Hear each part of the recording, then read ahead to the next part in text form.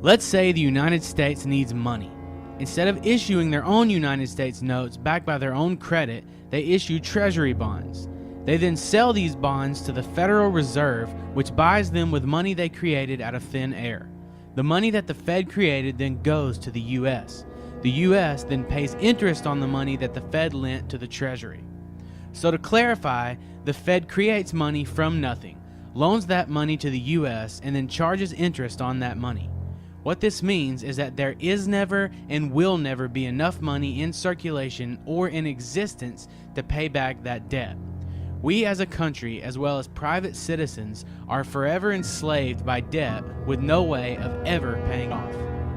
Now, when the Federal Reserve buys bonds on Wall Street, the major financial firms that have been selected as dealers deposit the proceeds at their own banks. Fed rules require banks to keep 10% of their deposits in reserves, but the bank is free to issue loans equal to the remaining 90%. Let's say the Federal Reserve buys a $1,000 bond. After putting away 10% into their reserves, they are then able to loan out 90%, or $900.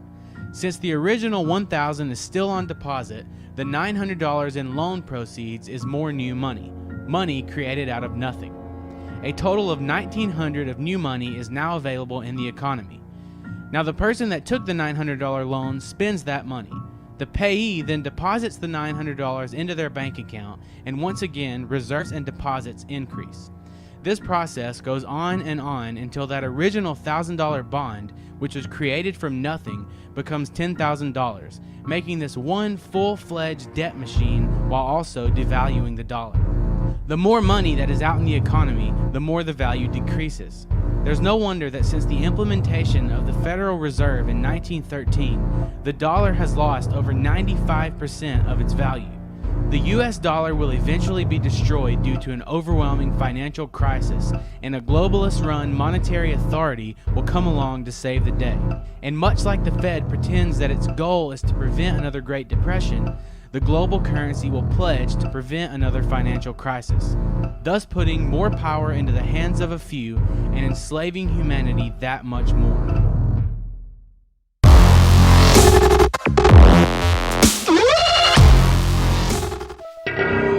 This is the residence of Fred Finchley.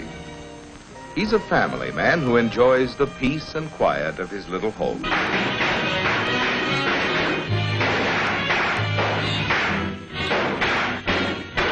Fred Finchley has a good job. Freddie, look. And his family enjoys their standard of living. You can turn back now or learn the stuff they don't want you to know.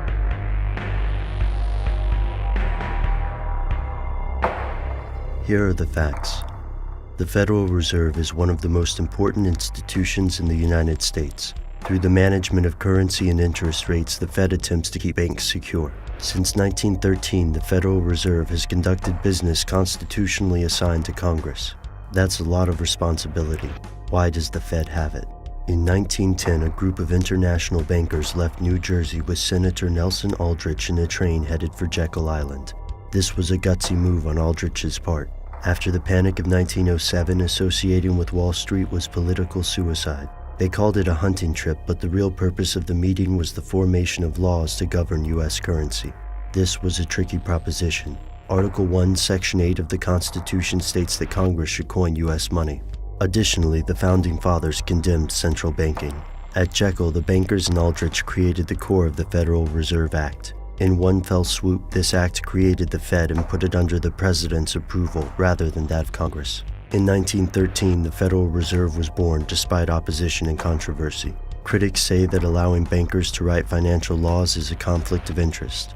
On the other hand, who knows more about banks than bankers? Today, the Fed calls itself a decentralized banking system. It's composed of 12 banks, each serving a different part of the U.S. These 12 are composed of other member banks. The Fed is unique in the legal world. It isn't owned by the U.S., and its leaders aren't elected by U.S. citizens. Officially, the Fed is owned by these member banks, but what does that mean exactly? Here's where it gets crazy. Many people believe the Fed is more than a mild-mannered group of bankers. They say it might be part of a plan to take over the world. These sources think a group of banking families have undertaken a conspiracy spanning generations with the goal of creating a worldwide feudal society. This is not a surprising accusation. After all, international bankers are one of the conspiracy world's favorite boogeymen. The Rockefellers and Rothschilds have been accused of thousands of conspiracies, from stealing UFOs to heading satanic cults. When conspiracy theorists talk about the bankers as a group, they usually refer to them as members of the Illuminati. You've heard of this group before, the shadowy puppet masters allegedly responsible for everything from the Cold War to crack cocaine. But if this group is so powerful, then why would it need a bank? Theorists say that untraceable money is the key. This way, the group can support both sides of wars and engineer catastrophes like the Great Depression. Conspiracy theorists think the elites manipulate the economy toward a breaking point. Once the system breaks, the group will supposedly create a one-world government. They're allegedly banking on the idea that distressed people throughout the world will welcome any kind of authority.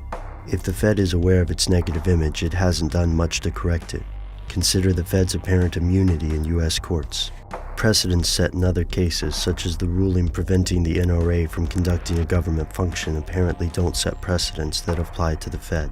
So why is the media hesitant to examine the Federal Reserve or the laws surrounding it? Is it too boring for prime time? Or is something else going on behind the closed doors of America's moneymakers? Something that they don't want you to know. There are many promising investment routes to